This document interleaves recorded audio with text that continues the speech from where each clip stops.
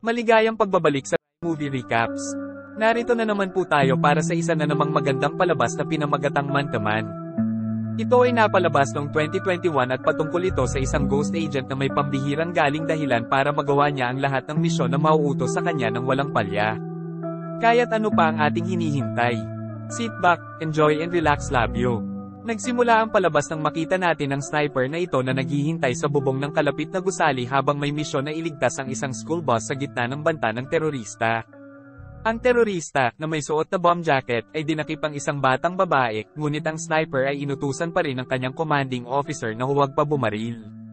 Nang makitang hindi bumubuti ang sitwasyon, binaliwala ng sniper, na kilala bilang Kim Salwo, ang mga utos at pamwesto siya malapit sa bus. Habang nagbabanta ang terorista na pasabugin ng bomba, itinutok ni Salwo ang kanyang baril sa kanya, sa wakas ay hinayla ang gatilyo at binaril ang terorista sa noo. Dahil sa kanyang pagsuway, siya ay inaresto sa ilalim ng batas militar. Gayunpaman, hindi siya nababahala dahil ang makitang masaya ang mga hostage ang mahalaga sa kanya. Sa silid ng interogasyon, ginulat niya ang kanyang mga nakatataas sa pamamagitan ng panlilinlang sa isang lie detector. Kapag tinanong tungkol sa kanyang edad, sinasabi niya na siya ay 400 taong gulang. Labis na ikinagulat ito nang nagtatanong, dahil sinasabi ng lie detector na totoo ang sinasabi ni Salwo. Ito ay nagpapakita ng kakayahan ni Salwo na kontrolin ang mga reaksyon ng kanyang katawan. Humanga sa kanyang mapanghimagsik na saloobin at mga kasanayan sa pamamahala ng stress, ang kanyang mga superior, si Dong Hyun at ang deputy director na si Jang Tae-ho ay nagpasya na i-recruit siya bilang isang ghost agent, at ito ay isang agent ng Black Ops na merong isang peking pagkakakilanlan at walang sino man ang makakakilala sa kanya. Di nagtagal, nagsimulang mag-operate ang Salwo sa buong mundo, sa pag-aakala ng iba't ibang pagkakakilanlan at pagkumpleto ng maraming misyon. Minsan, natagpuan niya ang kanyang sarili sa Budapest, nagpanggap bilang isang propesor, ang kanyang target ay ang isa sa kanyang mga mag-aaral, si Anna, na tinutugunan niya ng kanyang tunay na apelyido sa isang lecture. Dahil walang sino man ang dapat makaalam ng kanyang tunay na pangalan, ang pagkilos ni Salwo ay pumukaw sa kanyang interes. Nag-spark ito ng love story na sinadyang sinimulan ni Salwo para mapalapit kay Anna. Sa paglipas ng panahon, umiibig sila ng husto at naging engaged. Gayunpaman, ang tunay na interes ni Salwo ay nasa ama ni Anna, isang mafia boss, na minsan ay nasa lihim na pulisya noong panahon ng diktadura ng Hungary. Sa isang pagkikita nila ay ininsulto siya nito sa salitang Hungarian at naisip nito na hindi siya maiintindihan. Sa kanyang sorpresa, mahusay sa wikang yon si Salwo, na nagpahayag ng higit pa tungkol sa kanyang sarili kaysa sa napagtanto ng boss. Kumpiyansa na sinabi ni Salwo na wala siyang babanggitin na kahit ano kay Anna dahil ayaw niyang masaktan ang taong mahal niya. Pagkasabi nito, inilagay niya ang sarili sa isang masikip na lugar. Hindi nagtagal, hinarap ng mga alipors ng amo ng mafia si Salwo sa isang eskinita. At mukhang hindi nila gusto ang intensyon niya. Ginamitan nila siya ng taser, at ang susunod na nalaman ng ating bida, nasa isang basement siya at nakagapos ang mga kamay. May nagbigay sa kanya ng uniforme ng bilangguan, na nagpapahiwatig na si Salwo ay ipapadala sa bilangguan. Marahil ito ang kanyang plano sa lahat ng panahon. Upang mapakinabangan ng impluwensya ng mafia boss para makakuha ng access sa bilangguan, ang mafia boss ay kailangang sumunod dahil si Salwo ay nagtataglay ng mga lihim mula sa kanyang nakaraang trabaho. Sa kulungan, nabunyag ang tunay na motibo ni Salwo. Nandito siya para tulungan ng dati niyang kakilala, si Petrov, na kilala siya bilang Kate, sa pagtakas sa bilangguan. Gumawa si Salwo ng isang pansamantalang maliit na sukat na pampasabog na aparato at ini-install ito sa fuse box ng bilangguan. Pagkatapos, sinimulan niyang likhain ang susi ng pintuan ng kanyang selda gamit ang isang molde na ibinigay ng Petrov. Sa araw ng nakaplanong pagtakas, kapag binuksan ng gwardya ang pagdaan ng pagkain sa pintuan, matalinong nagpasok si Salwo ng basang tissue paper sa lock area, na pinipigilan ang paglock ng pinto. Nang maglaon ng gabing iyon, hindi sinasadyang nag-trigger ng wire ang isang gwardya, dahilan para mag-apoy ang pampasabog na device sa fuse box. Dahil dito, ang supply ng kuryente sa bilangguan ay nawala, na humahantong sa isang blackout. Sinamantala ang kadiliman, binuksan ni Salwo ang pintuan ng pagkain, at binuksan ang pinto ng kanyang selda gamit ang susi na ginawa niya kanina. Pagkatapos ay hinagis niya ang isang kawit sa pintuan ni Petrov, at ginamit ang nakakabit na wire upang dalhin ang susi sa kanya. Sa tulong ni Salwo, sa wakas ay napalaya ni Petrov ang kanyang sarili mula sa selda.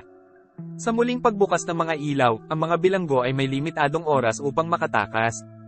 Habang hinahabol ng mga gwardya, tumungo ang dalawa sa minahan sa ilalim ng lupa kung saan nagtatrabaho ang mga bilanggo sa araw. Sumakay sila sa isang minecart at tumakas, kasama ang mga gwardya na pinagbabaril sila. Kapag mas maraming gwardya ang sumugod sa bilangguan, sinamantala ng mga bilanggo ang pagkakataon na natagpuan ng lugar na ligtas. Nakatakas sila sa pintuan ng minahan at nakarating sa malapit na balon na sinisiguro ang kanilang paglikas. Si Petrov ay ipinadala pabalik sa Russia.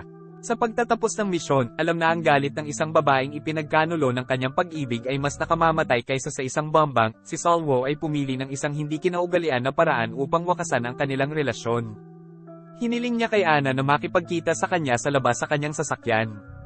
Habang papalapit siya, sinunog ni Salvo ang kotse na nagpanggap ng kanyang sariling kamatayan. Nang matapos ang misyon, itinapon niya ang kanyang singsing sa ilog at tumakas sa eksena. Makalipas ang ilang araw ay nagbabakasyon si Salvo sa isang hotel nang may babaeng umupo sa tabi niya, nakatalikod ito sa kanya. Napansin niya ang isang numero na nakasulat sa kanyang likod, ngunit sa una ay hindi ito pinansin. Gayunpaman, nang makita niya ang parehong numero sa kanyang coaster, napagtanto niyang may hindi umaakma. Sa kwarto niya sa hotel, lumalabas ang numero sa bintana. Ngunit sa halip na mag-alala, si Salvo ay mas naiirita kaysa anupaman. Maya-maya, may kumatok sa pinto, at napag-alaman na ang senior ni Salvo, si Dong Hyun, ay nagpapanggap bilang isang room service attendant na hindi maganda ang pananamit. Inaasahan na ito ni Salvo dahil ang numerong palagi niyang nakikita ay kaarawan ni Dong Hyun. Nang makita ang mga numero, alam niyang darating si Dong Hyun. At naiinis siya dahil ang pagdating niya ay nangangahulugan ng pagtatapos ng kanyang bakasyon. Nawala na pala ng kontak ang National Intelligence Service sa isa nilang ghost agent na si Agent Yoon. Siya ay undercover sa Songsan, isang pangunahing South Korean Industrial Corporation, na walang komunikasyon mula sa kanya ng ilang sandali. Nangangamba ang NIS na maaaring nakompromiso ang cover ni Agent Yoon. Sa pag-aalala na maaaring may traidor sa kanilang hanay na naglalabas ng impormasyon, nagpa siya ang NIS na humingi ng tulong kay Salvo. Sinabi ni Dong Hyun kay Salvo ang tungkol sa nawawalang ahente ng ghost agent na ipinaliwanag na nagpadala ng text ang ahente bago mawala. Ang huling mensahe ay nagbanggit ng isang partikular na lalagyan ng kargamento na umalis mula sa Incheon noong ika-4 ng Oktubre na may dalang 3 partikular na mga wood carving. Kasalukuyang sinusubaybayan ng NIS ang lalagyan. Ngunit pansamantala, dapat bumalik si Salvo sa South Korea. Sa kanyang pagbabalik, natuklasan niya ang kinaroroonan ng unang wood carving na natunto ng NIS sa Russia sa lihim na safe ng isang nagbebenta ng armas na nagngangalang Chairman Victor. Dahil sa kakilakilabot ng mga hakbang sa seguridad, nagbabala si Dong Hyun na hindi magiging madali para kay Salvo na hanapin ang tirahan ni Victor, lalo pa ang paglusot dito. Ang tanging opsyon nila para maabot si Victor ay sa tulong ng action star na si Won Kwang. Dahil nalaman nila na isang devoted na fan si Victor ng artistang si Won Kwang. At naimbitahan nito si Won Kwang sa kanyang sikretong birthday party. Para samahan si Won Kwang sa Russia, nagawa ni Salvo na makakuha ng posisyon bilang pinuno ng seguridad ng aktor. Gayunpaman, hindi siya gusto ni Won Kwang o ng kanyang manager na si Cho Do-ha. Maaaring mayugnay ito sa paraan ng pakikitungo ni Salvo kay Won Kwang. Bilang isang die-hard fan ng aktor, hindi kayang tiisin ni Do-ha ang sinumang maging malupit sa kanya. Isang araw, sa isang shooting ng pelikula, napansin ni Salvo ang isang kainahinalang mekaniko na sinusuri ang kotse ni Won Kwang na gagamitin niya para sa drift stunt. Ang mga hinala ni Salvo ay nakumpirma nang ipaalam ni Won Kwang sa kanyang koponan sa pamamagitan ng radyo na ang kanyang preno ay nasira at ang manibela ay nakalock. Ang security guard ni Won Kwang, si Salvo, ay kumilos na nag-utos ng sasakyan ng pulis upang iligtas siya. Nag-aalala para sa kanyang amo, nagpa siya si Do-ha na sumama kay Salvo. Si Won Kwang, na hindi makontrol ang kanyang mabilis na sasakyan, ay hinahabol ni Salvo. Sa bawat bilis ng pagbangga, ang pagkabalisa ni Won Kwang ay muling lumalabas sa mga alaala ng nakaraang banggaan. Si Do-ha ay takot na, habang si Salvo ay naglalakbay sa trapiko upang maabyutan ng sasakyan ni Won Kwang. Nang sa wakas ay marating na nila si Won Kwang, walang sasakyan ang makakapigil sa isa pa mula sa pagbilis ng bilis. Ang parehong mga kotse ay tumatakbo patungo sa mga barikada ng konstruksyon at mga karatula na nagpapahiwatig ng pagtatapos ng kalsada. Nabangga nila ang harang. Habang papalapit ang dulo ng kalsada, binilisan ni Salvo para maunahan si Won Kwang, at pagkatapos ay mabilis na lumiko pa kanan. Makalipas ang ilang sandali, tinapakan niya ang preno at mabilis na hinarang ang sasakyan niya, dahilan upang ang kanyang sasakyan ay direktang mapigilan ng sasakyan ni Won Kwang. Hinailan ni Salvo si Do-ha palapit sa kanyang dibdib at naghanda para sa impact. Hindi nagtagal, bumangga si Wan Kuang sa kanyang sasakyan, inilapat ni Salvo ang preno, at nagawang ihinto ang sasakyan ni Wan Kuang sa tamang oras. Dahil sa banggaan, nawala ng malay si Wan Kuang, ngunit himalang hindi nasaktan sina Salvo at Doha. Nasugatan, si Wan Kuang ay isinugod sa ospital, kung saan naranasan niya ang mga flashback ng kanyang aksidente 7 taon na ang nakakaraan. Sa isang shooting ng pelikula, nawala din ang kanyang preno, na humantong sa isang matinding pagbangga ng sasakyan niya. Bagamat nakaligtas siya, tiniis niya ang mga buwan ng physical therapy para gumaling. Habang na-hospital, inanunsyo ng kanyang model girlfriend ang kanyang engagement kay Sung Jae, isang mayamang negosyante at may-ari ng Songsan. Ang balitang ito ay labis na nagpabagabag kay Wan Kuang, at ang kanyang mapait na nakaraan ay patuloy na bumabagabag sa kanya hanggang ngayon. Sa kasalukuyan, si Wan Kuang sa wakas ay nagising ngunit nananatiling mahina, kaya siya ay pinananatiling sedated para magpahinga. Sa pagsisimula niyang mabawi ang kanyang lakas, nagkakaroon siya ng ugnayang pangkapatid kay Salvo, at ipinagtapat sa kanya ang tungkol sa pagtataksil ng kanyang kasintahan. Para dumalo sa birthday party ni Chairman Victor, si Wan Kuang, Salvo, at Doha ay lumipad patungong Russia, kung saan plano ng Salvo na magnakaw ng isang wood carving mula sa mansyon. Sa pagdating, nakatanggap si Salvo ng barya mula sa kanyang senior na si Dong Hyun, na tila nililiman siya. Nakarating ang tatlo sa mansyon at kailangang dumaan sa isang walkthrough metal detector. Naging maayos ang lahat hanggang sa iset off ni Salvo ang detector. Sinuri ng security ang kanyang mga bulsa at may nakitang barya sa loob. Dahil hindi ito nagbabanta ng anuman, pinahintulutan si Salvo na dalhin ang barya. At ang tatlo ay sinamahan sa loob ng mansyon. Sinimula ni Salvo na isakatuparan ng kanyang plano sa pamamagitan ng pagbubukas ng barya at pagkabit ng kanyang spy gear sa kanyang katawan upang bigyan si Dong Hyun ng tanawin ng paligid at simulan ng pagmamapa sa layout ng gusali. Ayon sa plano, dapat kumilos si Salvo kapag namatay ang mga ilaw, at inilabas ang cake sa 4 na minutong birthday song. Sa panahong ito, kailangan niyang kunin ang wood carving mula sa secret room. Doble rin ang gamit ng coin dahil nagiging USB din ito, na ilalagay ni Salvo sa control box ng security system, para makontrol ito ni Dong Hyun ng malayuan. Makalipas ang ilang oras, tinawagan ni Chairman Victor si Wan Kuang para kumuha ng litrato kasama niya sa secret room. Sa una, si Wan Kuang lang ang pinahihintulutang makapasok. Ngunit ang aktor ay nagpipilit na dalhin ang kanyang bodyguard, na nagsasabi na si Salvo ay higit pa sa isang bodyguard. Para na siyang kapatid para sa kanya. Hindi nasisiyahan si Salvo sa pagsasaayos na ito dahil pinipigilan siya nitong mahak ang sistema ng seguridad. Sa kabila ng kanyang pagtutol, pinilit ni Wan Kuang na dalhin siya sa loob. At nagbibigay ng pahintulot si Chairman Victor.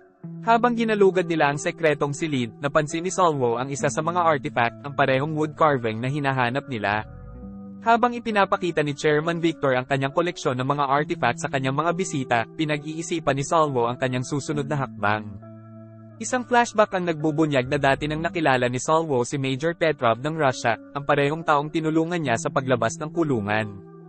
Hinanggad din ng militar na hulihin si Chairman Victor. Ngunit kulang ng konkretong ebidensya para gawin ito. Nangako ang Salvo na bibigyan si Petrov ng ebidensya kapalit ng isang simpleng pagsabog ng isang EMP, na may kakayahang magdulot ng malawakang pinsala sa mga linya ng kuryente, telekomunikasyon, at elektronikong kagamitan. Sa kasalukuyan, nang makatanggap ng signal mula kay Dong Hyun, inutusan ni Major Petrov ang kanyang mga tauhan na ihanda ang EMP drone. Inilunsad ang drone, at sa lalong madaling panahon, napinsala ng pagsabog nito ang linya ng kuryente, na nagdudulot ng pagkawala ng kuryente. Galit at nahihiya si Chairman Victor sa harap ng kanyang mga bisita. Sa lakas na inaasahang babalik sa loob ng 5 minuto, nagpasya siyang magpatuloy sa seremonya ng pagputol ng cake. Sa saliw ng 4 na minutong birthday song, sinamantala niya ang sitwasyon at lumabas si Salvo sa ballroom at pumunta sa secret room. Sa daan, nilagyan niya ng lens para matulungan siyang makita ang anumang mga kaaway. Mabilis ang paggalaw, nag-navigate siya sa hagdan hanggang sa marating niya ang secret room. Kinatok ang mga gwardya, pumasok siya sa silid at binuksan ang vault, binibigyan siya ng access sa silid kung saan nakaimbak ang mga artifact. Pagkabasag ng salamin, kinuha ni Salvo ang wood carving, ikinabat ang kanyang kagamitan sa pag-espya, at inilagay ito sa labas sa isang balkonahe. Gamit ang drone, matagumpay na nakuha ni Dong Hyun ang wood carving nang hindi natukoy ng mga bantay. Habang pababa ng hagdan, nakasalubong ni Salvo ang ilang security guard. Sa dilim, hindi nila siya nakikilala. Sa pagsara ng mga gwardya mula sa magkabilang gilid, tumalon si Salvo mula sa pasilyo papunta sa hagdan. Samantala, hinahanap ni Doha si Salvo. Upang maiwasang matuklasan ng mga security guard, hinayla ni Salvo si Doha. Nagpapanggap na kapareha niya at inilihis ang atensyon sa sarili. Nagulat si Doha sa ginawa ni Salvo ngunit gumagana ang plano dahil hindi siya nakilala ng mga security guard. Nanginginig pa rin sa insidente, kinwestiyon ni Doha ang mga aksyon ni Salvo, ngunit itinuring niya ito bilang isang pagkakamali at hinihimok siyang huwag pansinin ito.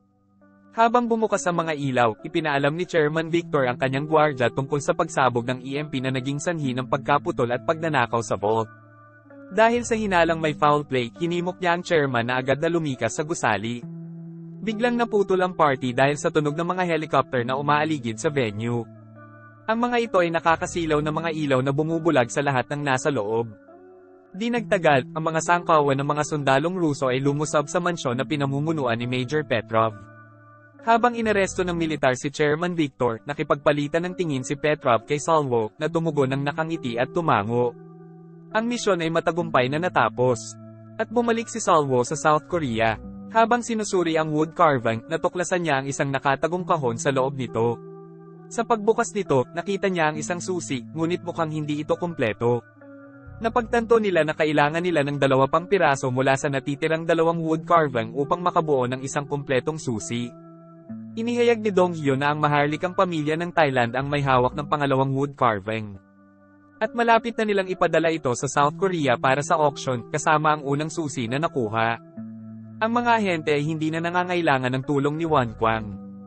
Nagpasya si Salvo na tapusin ang kanyang tungkulin bilang isang bodyguard at gumana ang pakiramdam niya. Dahil hindi tulad ng dati niyang trabaho sa paghabol sa mga kriminal at pakikipaglaban sa mga masasamang tao, sa pagkakataong ito, siya ang naatasang mag-alaga sa isang nakatatandang lalaki. Bagay na hindi niya na-appreciate. Sa una, isinasaalang-alang ni Salvo nagpalabase ng peking pagkamatay niya para hindi na siya hanapin pa ni Wan Kwang. Gayunpaman, ipinaunawa sa kanya ni Dong Hyo na ang balita ng kanyang pagkamatay ay ipapalabas na ilalantad ang kanyang pagkakakilanlan.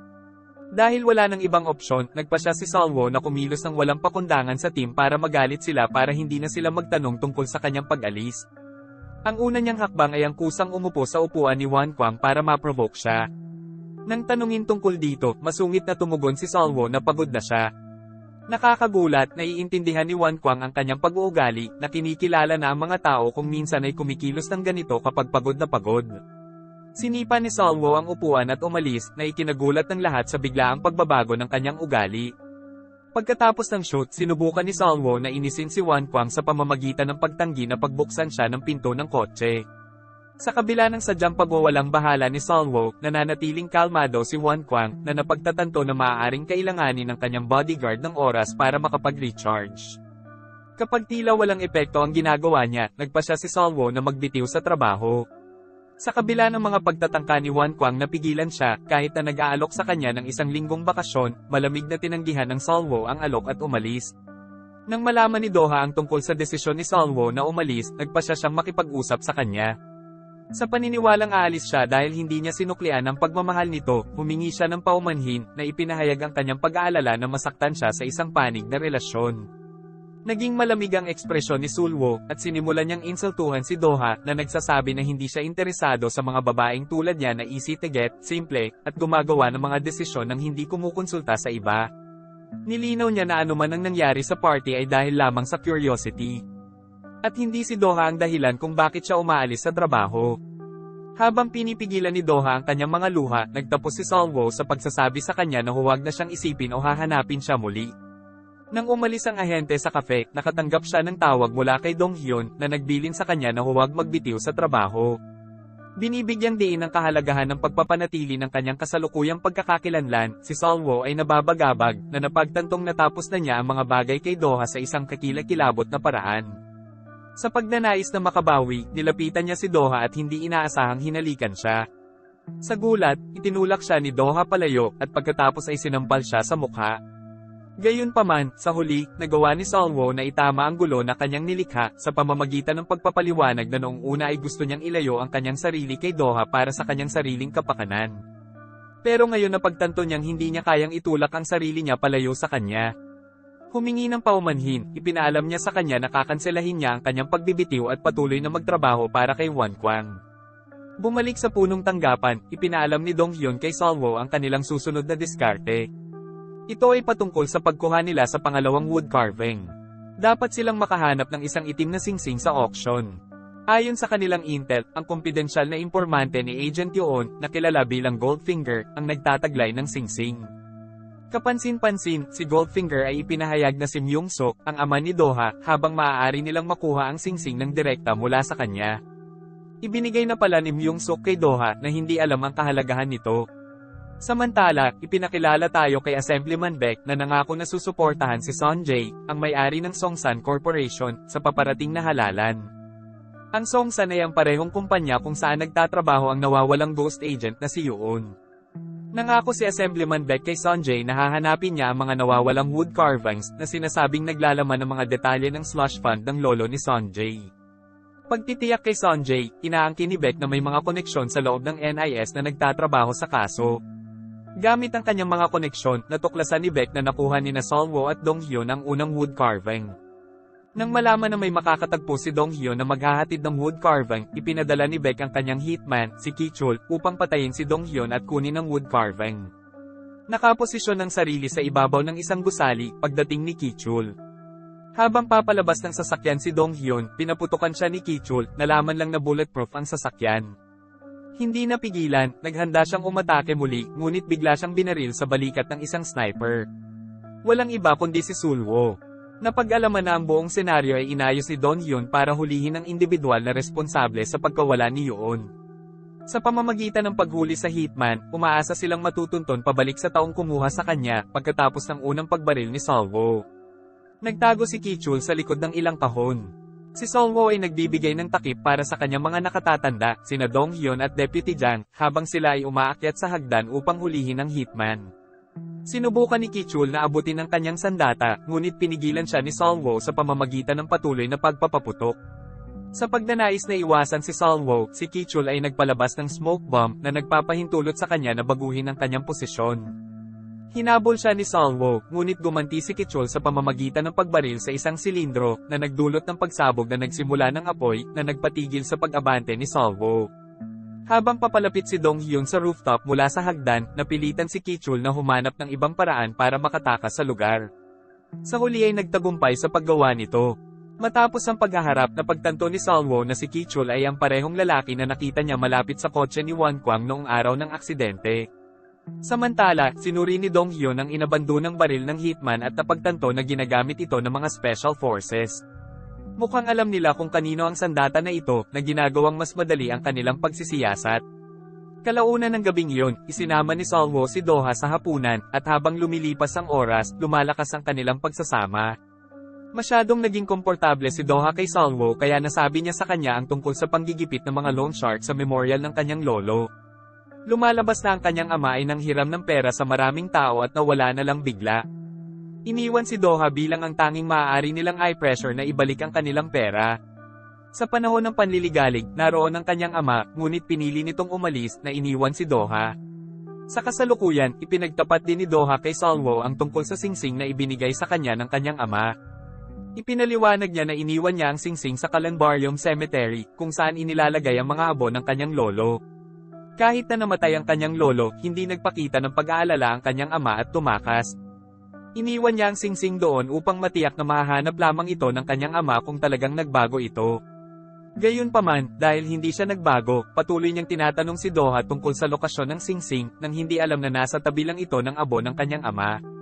Pagkatapos patulugin si Doha, tumungo si Solwo sa Columbarium Cemetery, kung saan sa wakas ay natagpuan niya ang singsing. Pagkatapos ay tinawagan niya si Dong Hyun at ipinaalam sa kanya ang tungkol dito.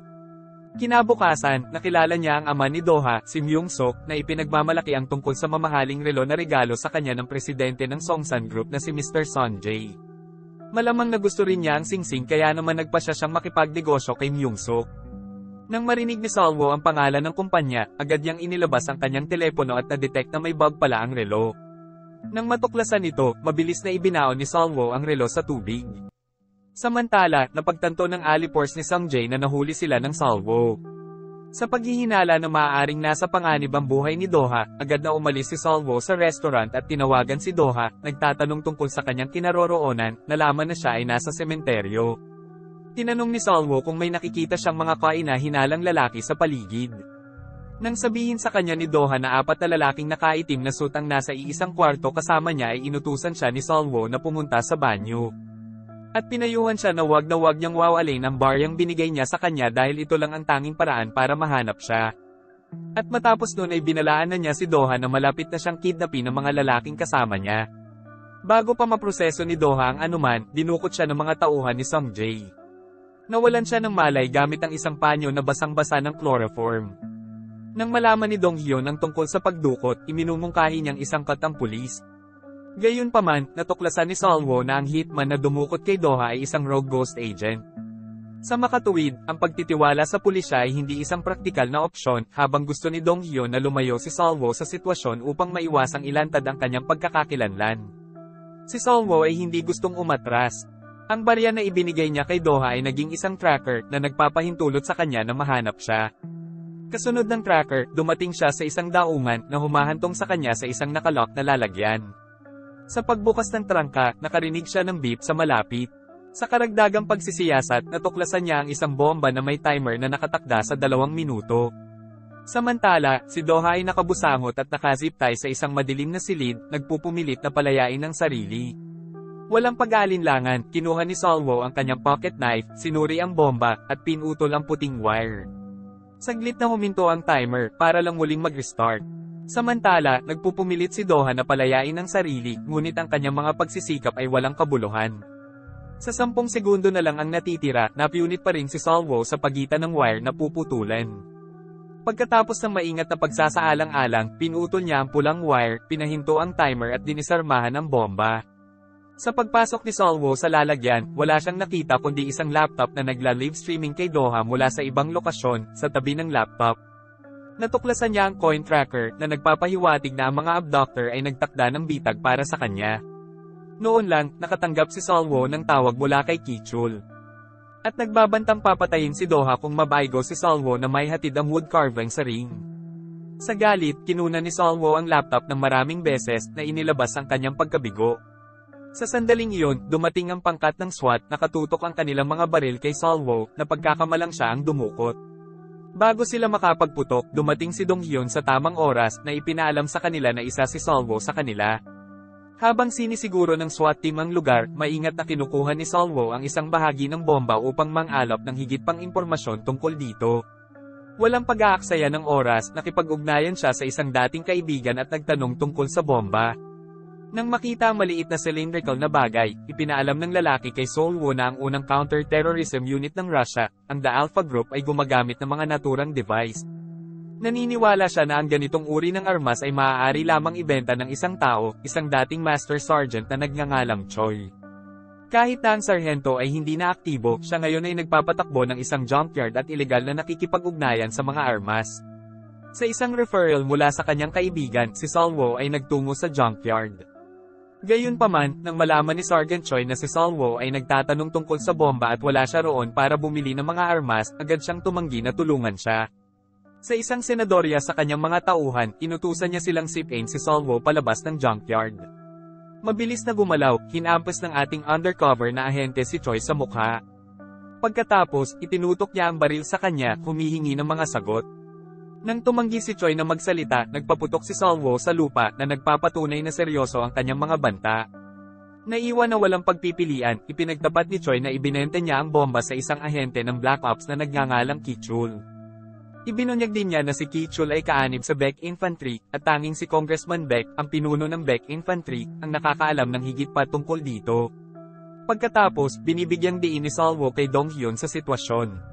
Iminungkahi niya na makuha si Congressman Baek ay kinakailangan upang mahanap ang hideout ni Kichul. Ipinaliwanag ni Dong Hyun na hindi nila magagawang kumilos laban kay Congressman Baek nang walang ebidensya. Noon ay inilabas ni Salwo ang kanyang recording pen at formal na nagbitiw sa NIS na ipinahayag na ang lahat ng kanyang mga aksyon sa hinaharap ay independyente sa kanyang kaugnayan sa NIS. Habang papunta siya upang iligtas si Doha, ang naiisip niya lang ay ang oras na kasama niya ito.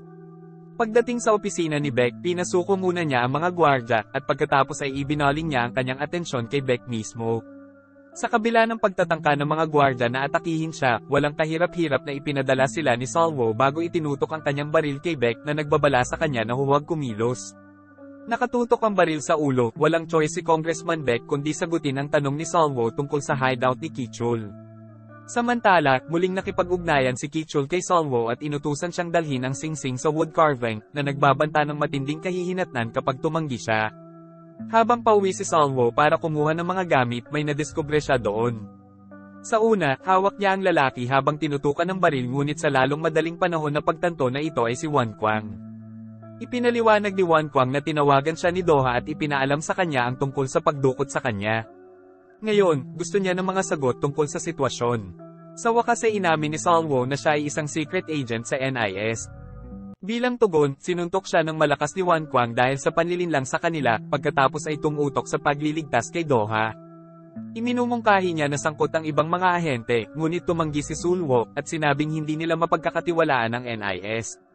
Desididong iligtas si Doha ng mag-isa, tumanggi si Sulwo, ngunit pinilit ni Wan Kwang na samahan siya. Inihayag niya ang kanyang kadalubhasaan bilang isang reconnaissance sergeant na may 8 degree sa martial arts, na nag-aalok na tulungan si Sulwo sa rescue mission. Walang pag-atubili ay narating na ng dalawa ang hideout. Nag-deploy si Sulwo ng bug camera mula sa van, na nagbibigay sa kanila ng lokasyon ng mga bantay ni Doha, habang si Sulwo ay nakatuon sa pagliligtas kay Doha. Hinarap ni Wan Kwang ang mga lalaki sa front gate para pigilan sila. Sa una, siya ay nagpanggap na makikipag-ayos sa pagpapalit ng singsing at wood carving para kay Doha. Upang mabigyan ng oras si Sulwo, iniabot muna niya ang singsing, iginiit na makita si Doha bago magpatuloy. Pagkatapos, ginulat niya ang mga guns sa pamamagitan ng paggamit ng pepper spray para hindi sila makakita. Bago agawin ng singsing, nagkaroon ng scuffle kung saan ipinakita ni Wan Kwang ang ilang kasanayan sa pakikipaglaban. Samantala, binasag ni Sulwo ang isang bintana at bayaning pumasok sa hideout. Isang shootout ang sumiklab sa pagitan ni Sulwo at Kichul, parehong bihasang mga ghost agent. Sa kabila ng putok ng baril ni Kichul, nagawa ni Sulwo na makaiwas sa mga bala. Sa gitna ng paghaharap, nagawa ni Sulwo na itumba si Kichul sa lupa, ngunit si Kichul, na armado, ay pinaputukan siya. Si Sulwo ay makitid na umiiwas sa bala, na dahilan para matakot ng husto si Doha. Habang nagpapatuloy ang laban, itinutuon ng dalawang ahente ang kanilang mga baril sa isa't isa. Sabay-sabay silang nagpaputok pero wala na pala silang mga bala. Kinukuha ni Kichul ang isang kutsilyo habang ginagamit ni Sulwo ang kanyang walang laman na baril para gamiting armas. Si Sulwo ay hindi lamang nakikipag-away kay Kichul, kundi pati na rin sa iba pang mga thug na nagbabanta sa buhay ni Doha. Sa panahon ng labanan, nilaslas ni Kichul ang tiyan ni Sulwo, na naging sanhi ng pagdugo nito. Sa kabila ng sakit, nagpatuloy si Sulwo hanggang sa humawak siya ng kutsilyo sa lalamunan ni Kichul, na tinapos ang laban. Gayunpaman, namagitan si Doha, pinipigilan si Sulwo na patayin si Kichul. At umakay sa kanya upang iligtas ang buhay ng lalaki. Samantala, mukhang nalulula si Wan Kwang sa mga guns. Malakas siyang lumaban, ngunit nagiging maliwanag na nahihirapan siyang pigilan sila dahil napakarami nila. Tulad ng itsura ng sitwasyon, dumating si Sulwo sa tamang oras, pinatumba ang mga lalaki at iniligtas si Wan Kwang. Sama-sama silang nagtutulungan para masupil ang mga guns hanggang sa dumating ang SOC team. Nahuli ang mga guns, at nailigtas si Doha.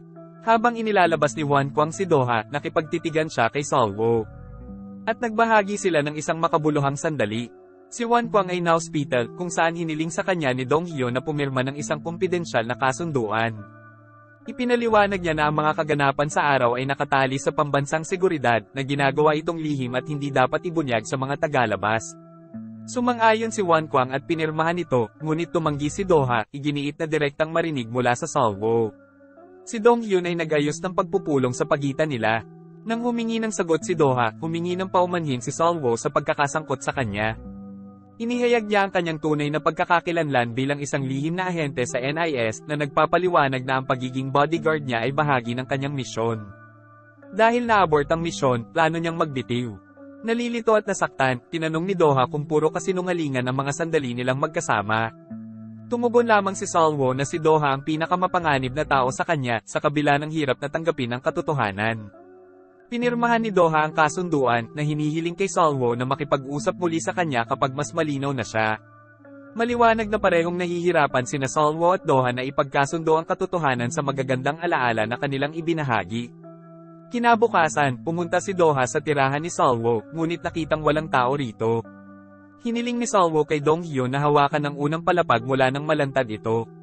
Walang kamalay-malay na nasa basement ang opisina ni Salvo, sinubukan niyang tawagan siya, ngunit hindi ito sumasagot. Dahil sa emosyon, napaiyak si Doha. Samantala, pinapanood siya ni Salvo sa CCTV camera, malinaw na apektado ng kanyang pagkabalisa. Pinatay niya ang monitor at nakatutok lamang sa kanyang black auction mission. Kinalaunan sa araw na iyon, pumunta siya sa paliparan upang makipagkita sa isang babae na tumutukoy sa kanya bilang Agent K. Nagkaroon sila ng maikling yakap bago naghanda upang isagawa ang kanilang misyon ng magkasama. Nang maglaon ng gabing iyon, sinaway ni Dong Hyun si Salvo dahil sa pagkuha ng mga bagay sa kanyang sariling mga kamay sa panahon ng pagliligtas kay Doha. Naniniwala siyang nasa malubhang problema sila ngayong alam ng NIS ang tungkol sa cover ni Salvo. Gayunpaman, sinabi ni Salvo na ang lahat ay naging maayos dahil ang mga sibilyan ay naligtas at ang singsing at ang wood carving ay hindi nawala sa kanila. Samantala, nang nasa kustodiya si Kichul, nagpasya si Sung-chi na ilayo ang sarili sa kanya, isang desisyon na sinusuportahan ni Congressman Baek. Plano ni Sung-chi na gamitin ang diskarte ng kanyang lolo upang malutas ang sitwasyon. Bagamat nag-aalala si Baek tungkol sa reputasyon ng kumpanya, nagmumungkahi ng solusyon si Sung-chi. Dapat maging mayor at presidente si Baek para maibalik ang kanilang posisyon. Ang susunod na pag-unlad ay mabilis na nagbubukas. Ang pinuno ng departamento na si Jang ay biglang tinanggal. At ang kanyang mga special activity funds ay na-frozen, habang si Dong Hyun ay inaresto dahil sa katiwalian at pang-aabuso sa autoridad. Kasabay nito, ang ama ni Doha, si Mr. Myung-suk, ay nasa kustodiya para sa pagpatay sa ahente ng Black Ops na si Robert Yoon, na nag-iimbestiga sa korporasyon ng Songsan. Maliwanag na si Assemblyman Baek ang nag-orkestra sa mga kaganapang ito. Samantala, si Kichul ay inihatid sa kanyang selda ng 2 pulis. Gayunpaman, nang muling bumukas ang mga pinto ng elevator, natigilan ng mga tauhan nang makitang walang malay ang mga opisyal at nawawala si Kichul, na tinanggalan ng autoridad ng department head na si Jang. Wala sa kanya ang $5 million na kailangan ni Salvo. Ang perang ito ay kailangan para makapasok sa Asian Investment Forum, kung saan ang pangalawang wood carving ay naroon para sa auction. Nang magtanong si Salvo tungkol sa Black Auction Mission, inamin ng department head na si Jang na kailangan nilang maghintay. Sa labis na kawalang kasiyahan ni Salvo sa papalapit na deadline, humingi ng tulong ang Salvo kay Wan Kwang. Hinihiling niya ang $5 milyong na kailangan para makapasok sa Asia Investment Forum. Ipinaliwanag ni Salvo na kung matagumpay ang misyon ng Black Auction, maaari nilang gamitin ang mga nalikom upang patunayan ang kawalang kasalanan ng ama ni Doha at tiyakin ang paglaya sa kanya. Sa simula ay nabigla sa malaking halaga, sa huli ay sumang-ayon si Wan Kwang na tulungan ng Salvo, na hinimok ng pagnanais na tulungan ng ama ni Doha, na kinikilala ang pangangailangan para sa collateral mula kay Salvo bilang kapalit ng pera. Binigyan siya ni Doha ng isang sulat kamay na kontrata. Sa kasunduan, ipinangako ni Salvo na ibalik ang kanyang identity bilang si Guard Kim at protektahan si Wan Kwang mula sa pinsala. Bukod pa rito, kung mawala si Salvo tulad ng dati, inilalaan ni Doha ang karapatang i-post ang kanyang larawan online at ilantad ang kanyang tunay na pagkakakilanlan sa mundo. Sa araw ng kaganapan, isang matandang lalaki ang kasama ng babaeng kasama ni Salvo nung nakaraan. Nakilala nila si Chairman Yamato na nagmamay-ari ng karibal na kumpanya ng Songsan at ipinadala ni Sung-jae para bilhin ang wood carving. Ang mag-asawa ay nagpapatuloy sa reception area kung saan iniskan ang itim na auction ring at ang matandang lalaki ay binibigyan ng isang itim na auction box at mga susi sa kanilang suite. Pagdating sa silid ng hotel, tinanggal ng matandang lalaki ang kanyang maskara at inihayag na si Salvo pala ito. Salamat sa pagsisikap ni Salvo sa pag-secure ng pagpasok sa Asian Investment Forum, nakilahok si Wan Kwang sa bidding para sa wood carving. Sa wakas, ang wood carving ay nakalatag na para sa pagbid. Sa kabila ng tuloy-tuloy na mga counter-offer mula kay Chairman Yamato, inilalagay ni Wan Kwang ang huling bid na 1 bilyong won. Gayunpaman, nagiging malinaw na hanggang doon lang ang suma total ng pera niya. Upang pigilan si Chairman Yamato na gumawa ng isa pang counter-offer, lumapit si Doha sa kanyang mesa, hawak ang isang maliit na device na may kakayahang agad na i-freeze ang lahat ng electronic sa loob ng 1 metrong radius. Gumawa siya ng paraan para mapalapit ang device kila Chairman Yamato. Nang sinubukan ng mga gwardya na ihatid siya pabalik sa kanyang upuan. Mahigpit na hinawakan ni Doha ang mesa at inactivate ang device, nagawa niyang ma-freeze ang tablet ni Chairman Yamato. Sa pagkakaroon ng distraction, si Wan Kwang ang gumawa ng huling bid at sinisiguro ang pagmamay-ari ng wood carving. Gayunpaman, hindi tulad ni Salvo, hindi gaanong nasisiyahan si Wan Kwang na pagtantong naubos na niya ang lahat ng pera sa kanyang bank account. Umalis si Duha sa auction room para kunin ang wood carving na matatagpuan sa ika-33 palapag ng hotel at ibinigay sa kanya ang susi sa partikular na kwarto kung saan ito nakaimbak. Pagpasok niya sa elevator ay nakita siya ng isa sa mga dating alipores ni Kichul at inalerto ang iba pang ahente ng NIS. Nag-aalala para sa kaligtasan ni Doha, pumasok si Solwo sa gusali at piniling gamitin ang hagdan upang maingat na gumalaw. Gayunpaman, nakatagpo niya ang mga alipores ni Beck na labis niyang ikinadismaya. Samantala, nakarating si Doha sa silid, ngunit sinamahan siya ng isang hindi gustong bisita, si Kichul. Habang nakikipaglaban si Solwo sa mga alipores, sa huli ay sumakay siya ng elevator upang marating ang ika-33 palapag. Kinuha ni Kichul ang briefcase mula sa silid, ngunit bago siya makaalis, nakita siya ng mga alipores ni Beck. Pumagitna si Solwo at sinimulang patumbahin ng mga lalaki isa-isa. Kasunod nito, hinarap ni Solwo si Kichul sa hagdanan, kung saan biglang bumaliktad ang sitwasyon at kusang loob na iniabot ni Kichul ang portfolio kay Solwo. Ang isang flashback ay nagpapakita na si Solwo ay nakipagkita kay Kichul bago ang huli ay nakatakas. Ipinahayag ni Kichul na nauunawaan niya na tapos na ang kanyang karera ng pagiging ghost agent at itatapon siya ng kanyang mga dating backers kapag kinakailangan. Kinikilala niya na ang mga taong katulad niya ay hindi karaniwang nakakakuha ng masayang pagtatapos. Sa kabila nito, pumayag siyang tulungan si Kichul. Ngunit hiniling ni Kichul ang pagkamatay ng isang partikular na individual bilang kapalit. Pagbabalik sa kasalukuyan, kinuha ni Solwo ang briefcase at agad na tumakas mula sa gusali. Nakasakay siya sa motor habang pinasabog ni Kichul ang sarili niyang sasakyan na nagtapos sa kanyang buhay. Gayunpaman, nang maglaon, nakipagkita si Solwo kay Kichul na isiniwalat na buhay pa ang ahente. Lumalabas na ang lahat ng ito ay bahagi ng plano upang matiyak na hindi maaaring sakta ng Songsan Corporation si Kichul at ipagpalagay na siya ay patay na. Ngayon, ipinaalam ni Solwo kay Kichul na kapag nakuha na niya ang lahat ng mga wood carving, balak niyang pagbayarin si Kichul sa paglilitis para sa kanyang mga krimen. Nakapagtataka, walang pagtutol si Kichul at handang harapin ang mga kahihinatnan ng kanyang mga aksyon. Upang matiyak ang pakikipagtulungan, ipinakita ni Kichul kay Solwo ang kanyang pamilya na maaaring gamitin ng ahente bilang collateral. Salamat kay Kichul, nakakuha din si Solwo ng ebidensya na nagal-ilinaw sa ama ni Doha sa pagpatay kay Robert Yoon. Bumalik sa kanyang punong tanggapan, binuksan ni Solwo ang nakatagong compartment ng wood carving at kinuha ang pangalawang susi. Muntik nang atakihin sa puso si Wan Kwang nang makitang sira ang artifact. Dahil alam niyang ginastos niya ang lahat ng kanyang ipon dito, nang makuha ang parehong mga susi, ibinibigay ni Solwo ang mga artifact kay Wan Kwang para maibenta niya ang mga ito para mabawi ang kanyang 4 na milyon mula sa 5 milyong dolyar. Nag-update si Solwo kay Jang sa deal na ginawa niya kay Kichul at nagbibigay ng ebidensya ng pumatay kay ahente Yoon.